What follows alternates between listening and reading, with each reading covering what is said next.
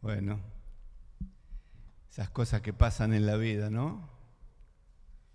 La garganta se dio cuenta de la edad que tengo y empezó a fallarme, así que en primer lugar les pido disculpas si por ahí me escuchan toser. No es que estoy mal, estoy solamente, la garganta parece se me quiere agotar, porque cuando converso más de 5, 6, 10 minutos empiezo a toser, pero no es que estoy enfermo, ni tengo SIDA, ni tengo COVID, no, quédense tranquilos.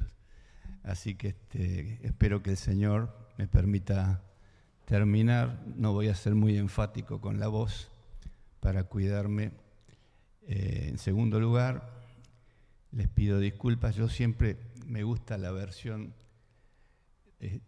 actual, pero aquí arriba, según Martín me ha dicho, van a poner la versión Reina Valera, y eso también es bueno para que podamos comparar de que la palabra en la versión que sea, algo nos deja siempre, una pequeña enseñanza, algo que nos permite cumplir con nuestra parte de la fe, que es obrar de acuerdo a la voluntad de Dios. Aprovechando que no está el pastor, no le digan nada a ustedes. Hoy vamos a hablar de las elecciones. ¿Vieron que a él no le gusta que hablemos de política? No, vamos a hablar pero de una política alta. Vamos a mencionar algo de la política. Es un sistema en el cual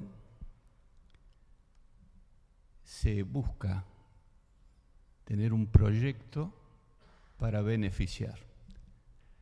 Un proyecto por el cual aquellos que buscan ser elegidos quieren para el país en el cual ellos quieren gobernar.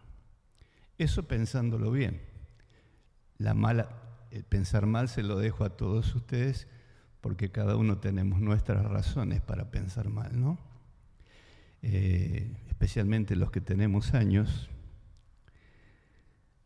sabemos lo que ha pasado con la política y con las elecciones en nuestro país. No es muy distinto de lo que pasa en el mundo entero, lamentablemente. Pero bueno, las elecciones, ¿a quién se le habrá ocurrido hacer elecciones? ¿Alguien sabe? ¿No? A ver, yo le voy a leer ahí en Efesios capítulo 1. A ver si ustedes se dan cuenta quién fue el que se le ocurrió las elecciones. Quería decir algo más sobre las elecciones. Hay elecciones verdaderas y hay elecciones falsas. Para que haya una elección tienen que haber por lo menos 2 postulantes, porque si no es una farsa. Hay muchos países que lamentablemente tienen falsas elecciones. Hay una sola persona y es a la única que se le puede votar o no votar, pero no hay posibilidad de elegir más de 2 cosas. Sin embargo, el Señor ahí en Efesios capítulo 1, versos 4 y 5 nos dice: desde antes de crear el mundo, Dios nos eligió. ¡Wow! Desde antes de crear el mundo, Dios ya inventó la elección y hizo su parte. Nos eligió. Como Él le gusta que le digamos Padre, y tiernamente Abba Padre, o sea, papá querido, tomó ese rol de padre para enseñarnos a ser padres en primer lugar, pero también con toda la ternura de los buenos padres. Dice: antes de crear el mundo, Dios nos eligió por medio de Cristo, para que fuéramos solamente de Él y viviéramos libres, sin pecado. Dios nos amó tanto que decidió enviar a Jesucristo para adoptarnos como hijos suyos, pues había así pensado hacerlo desde un principio. ¿Qué hacen los papás, los buenos papás, cuando encargan un hijo o una hija? Empiezan a pintar la piecita, ¿no? Empiezan a ponerle adornos, una linda camita, tal vez mejor que la de ellos. La cama más linda es para el hijo, para la hija. La mejor almohada, el mejor color, llenan de alegría y de belleza esa pieza. Y así hizo Dios. En el principio dice que Dios creó todas las cosas. Y cada día que pasaba y admiraba aquello que había creado con su palabra, Él mismo decía que era bueno. Así que si Él lo decía, debe haber sido súper, ¿no? Genial. Así creó el mar, las luces en los cielos, en el espacio, el sol, la luna, las estrellas. Así creó todo para que la elección de traer a ese niño o a esa niña al mundo fuera hermosa, fuera para también darle satisfacción, porque también los papás buscan que los hijos nos den satisfacciones. Dios, como buen padre, quería que sus primeros hijos le dieran satisfacción. Pero si vemos a la historia, que la conocemos todos, pero vemos allí en el capítulo 2 de Génesis, los versos 15 y 16,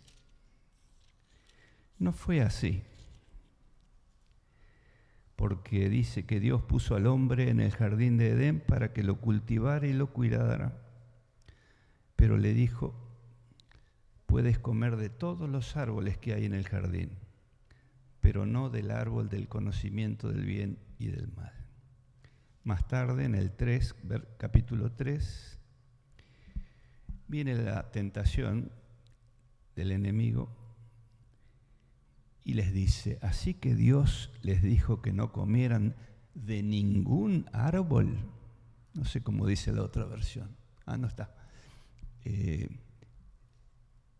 Dios les dijo que no coman de ningún árbol. ¿Eso le había dicho Dios? Tenían que alimentarse, les puso todo para alimentarse. Los árboles, los frutos, la hierba para los animales.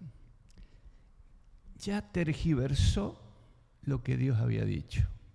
Dios le había dicho que solo un árbol era el que no podían comer. ¿Y por qué hizo Dios esto? Porque para saber si alguien va a elegir a aquel que busca ser elegido, tiene que ir y poner lo que hemos puesto casi todos nosotros, supongo, el voto. ¿Verdad? Y vino la tentación. Y la tentación decía que ese voto que íbamos a poner por Dios, mejor no lo pusieran, porque eran mentiras. Nos había mentido.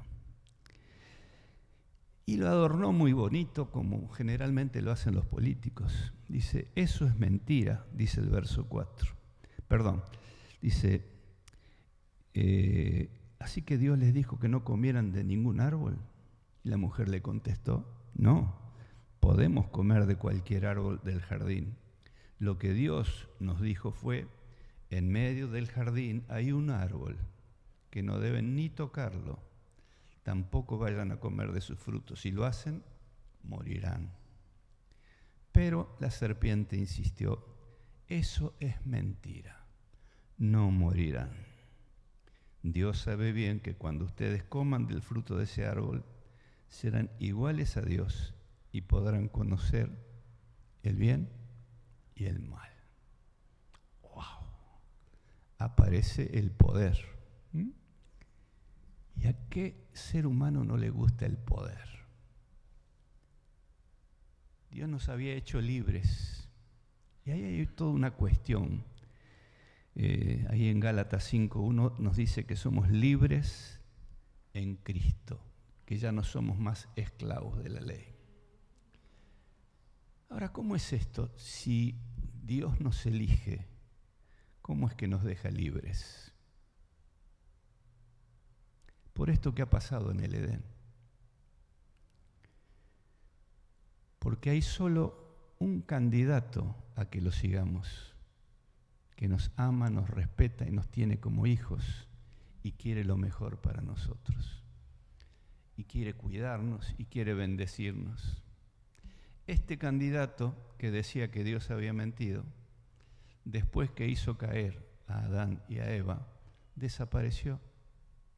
Nunca más fue a cuidarlos, nunca más se preocupó de su destino, porque sabía que ya los había metido en la bolsa. Ya iban a estar junto con él en el infierno para toda la eternidad. Entonces hay que cuidarse bien de qué candidato elegimos. Adán y Eva no lo hicieron. Y lo triste es que perdió no solo Adán y Eva, sino que perdió la naturaleza. Fíjense lo que dice en el 3. A la mujer le dice: tendrás muchos dolores. Dorita andaba con muchos dolores últimamente estos días, cosa que nunca había tenido. Y por primera vez siente muchísimos dolores que antes no tenía. Los dolores vinieron por el pecado. ¿Qué más vino por el pecado? Verso 17: ahora por tu culpa la tierra estará bajo maldición. Dice: pues le hiciste caso a tu esposa, comiste del árbol que te prohibí. Por eso, mientras tengas vida, te costará mucho trabajo obtener tu alimento. El alimento era gratis, se lo daba Dios. Y la tierra fue castigada. A partir de ese momento, solo te dará espinos que te hieran, y la hierba del campo será tu alimento. Muy duro tendrás que trabajar para conseguir tu alimentación. Inmediatamente el producto del pecado se manifiesta en consecuencias directas y en consecuencias indirectas, porque así siguió la tierra y todos los hombres la seguimos deteriorando de tal manera que muchos están con muchísimo miedo debido al calentamiento global, debido al desastre de la deforestación que se está haciendo, debido al maltrato que hemos dado a este paraíso que Dios nos dejó.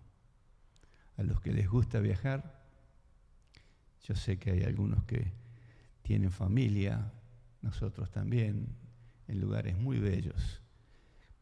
Vemos la belleza, Mar del Plata tiene la belleza que Dios le dio y todo el esfuerzo que el hombre puso para hacer una ciudad preciosa. Pero hay otros lugares preciosos, montañas, sierras,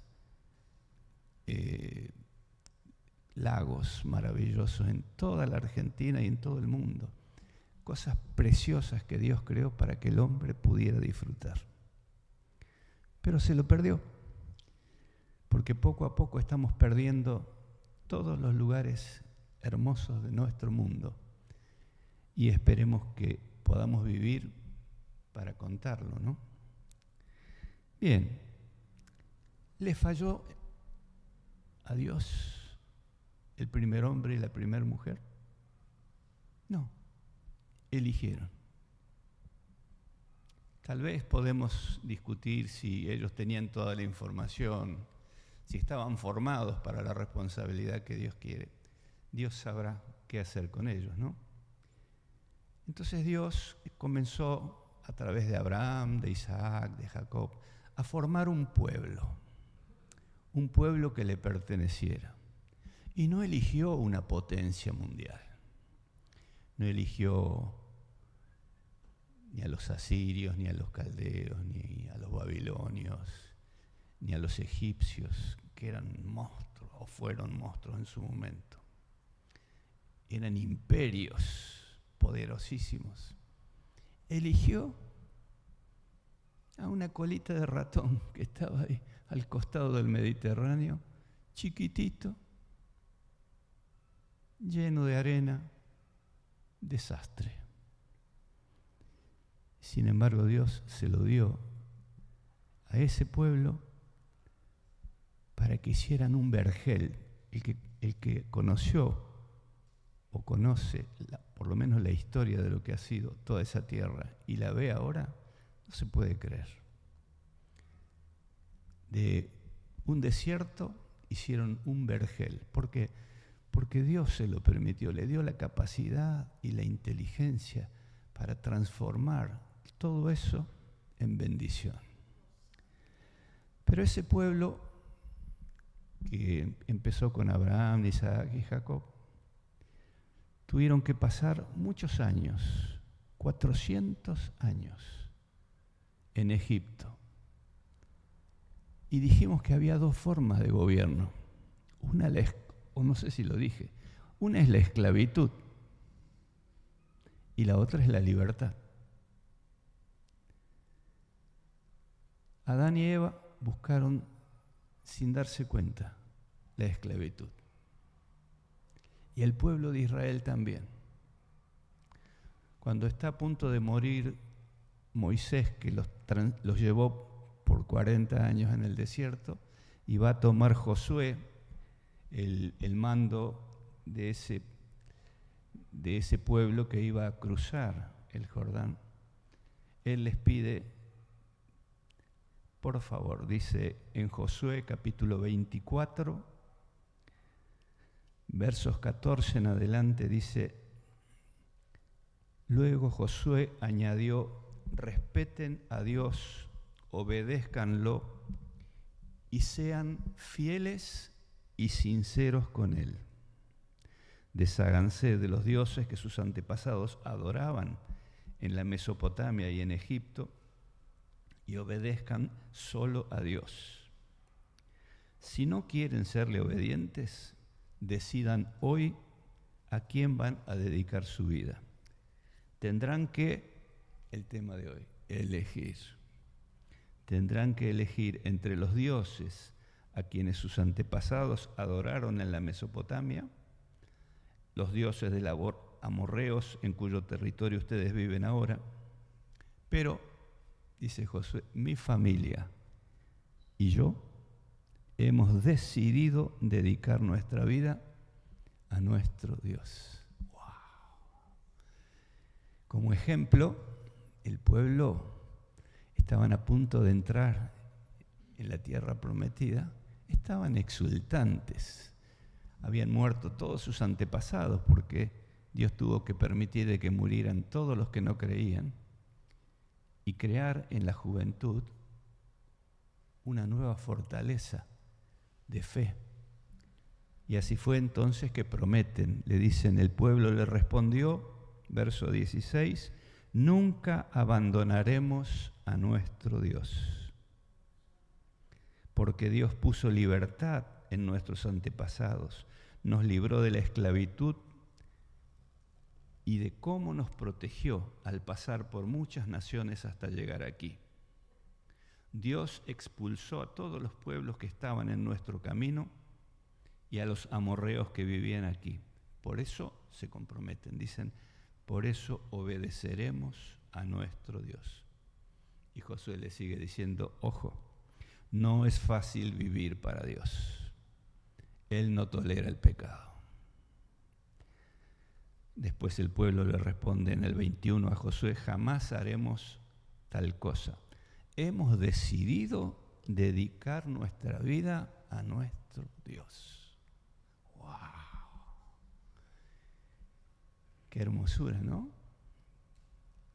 No les quiero preguntar cuántas veces le hemos dicho eso al Señor, pero ya vamos a llegar. Todos conocemos la historia. Lo tenían a Dios dirigiéndolos, pero querían un humano. Primero se estuvieron los jueces que Dios les dio, algunos de ellos fallaron, otros más o menos son aceptables. Luego vinieron los reyes, porque ellos querían tener reyes como tenían los vecinos. ¿Ustedes son envidiosos de sus vecinos? Los que viven en una casa más linda, o tienen un auto mejor, o una camioneta más linda. No. A veces nos pica un poquito, decir, pucha, mira, qué pedazo de casa que tiene mi vecino. Bueno, ellos envidiaban el tener un hombre que les mandara. No les bastaba tener con Dios que les proveía de todo, todos sus cuidados. Y le pidieron un rey, y bueno, sabemos lo que hicieron los reyes. Y por esa razón, después de 400 años de experiencia como esclavos en Egipto, luego fueron esclavos por muchos años de los babilonios, de los asirios, de los caldeos, y luego de los romanos, cuando llegó el tiempo de Cristo. Cuando Cristo viene, Dios hecho hombre, ¿qué hace? Comienza a crear el nuevo reino para el cual había venido Él. Bueno, tiene sus discípulos que a veces lo entendían y a veces no entendían nada. A veces les tenía que explicar en parábolas y explicarle las parábolas, porque tampoco entendían. Ellos parecidos a nosotros serían, ¿no? Más o menos, ¿no? Voy a hacerlo en primera persona. Serían como yo, que a veces leo, pero muchas veces no practico todo lo que leo. Pero vamos por parte, dijo Jack el Destripador, ¿se acuerdan? Bueno, ahí en Juan capítulo 6, en el Evangelio de San Juan, tenemos otro momento en el que el grupo que amaba a Dios, que lo seguía, que era Jesús en ese momento, se encuentra en una situación de elección de vuelta. Vamos a leer algunos versículos. Dice, desde el verso 63, Jesús les dice, el que da vida eterna es el Espíritu de Dios. Ninguna persona puede dar esa vida. Las palabras que les he dicho vienen del Espíritu que da esa vida. Jesús dijo esto porque desde el principio sabía quiénes eran los que creían y los que no, y aún el que lo iba a traicionar. También les dijo que nadie podía ser su seguidor si Dios, su Padre, no se lo permitía. Verso 66, viene la gran decepción. Jesús no estaba decepcionado, los conocía a uno por uno, sin ni siquiera mirarlos.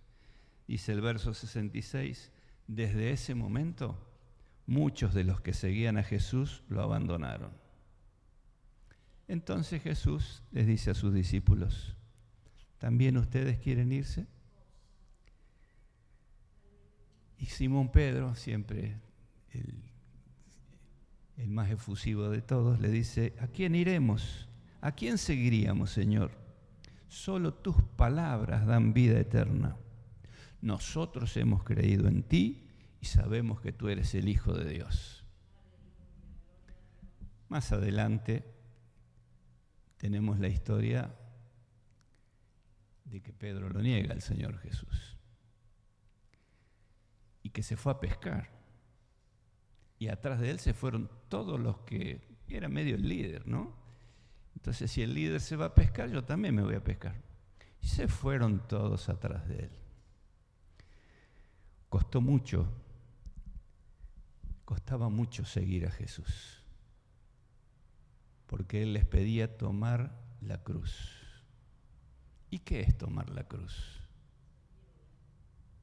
¿Qué es tomar la cruz para cada uno de ustedes, para mí? En Gálatas capítulo 5, vamos a ver parte de lo que es tomar la cruz.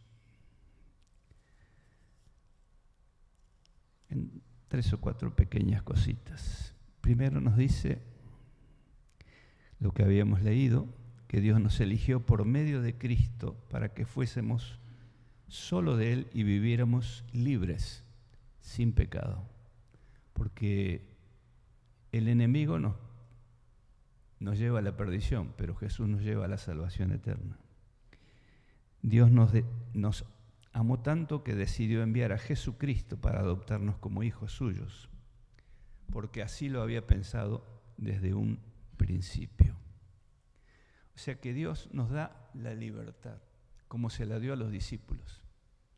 ¿Quieren irse ustedes también? Y yo me pregunto, ¿queremos irnos nosotros de cerca de Cristo o queremos tomar la cruz? Y tomar la cruz lo dice el versículo 13 y 14 del mismo capítulo. Dice: ustedes oyeron y creyeron la buena noticia de su salvación, que es un mensaje... Perdón, estoy leyendo en Efesios, discúlpenme. El capítulo 5, 1 de Efesios decía: Jesucristo nos ha hecho libres. Él nos ha hecho libres de verdad. Así que no abandonen esa libertad, ni vuelvan nunca como Adán y Eva, como el pueblo de Israel, como los discípulos en algún momento. No vuelvan nunca a ser esclavos de la ley. Porque en la primera había una ley sola, no tocar ese árbol. Después con Moisés Dios le dio el decálogo, y después con las costumbres de la religión judía agregaron muchas cosas que están en el Levítico y que están en el Deuteronomio, que Dios las permitió porque eran cosas buenas, algunas, y otras no tanto, pero era una forma de gobernar el pueblo, ¿no? Así que vamos a seguir leyendo, porque les dije que en el capítulo 5, versos 13 y 14, dice: hermanos míos, Dios los llamó a ustedes, vuelve a decir, a ser libres, pero no usen esa libertad como pretexto para hacer lo malo. Al contrario, ayúdense por amor los unos a los otros, porque toda la ley de Dios se resume en un solo mandamiento: cada uno debe amar a su prójimo como se ama a sí mismo. Les advierto que si se pelean y se hacen daño, terminarán por destruirse. ¿Cómo hacemos para elegir seguir a Dios y hacer el bien, como nos está diciendo allí? Hacer el bien a los demás y hacer siempre la elección por lo mejor. Dios es un Dios que nos quiere como una imitación de Cristo. Somos el Cristo que vive hoy, en cada barrio, en cada hogar. Y Él desea que mostremos ese amor a nuestra familia, a nuestros vecinos, en nuestro trabajo.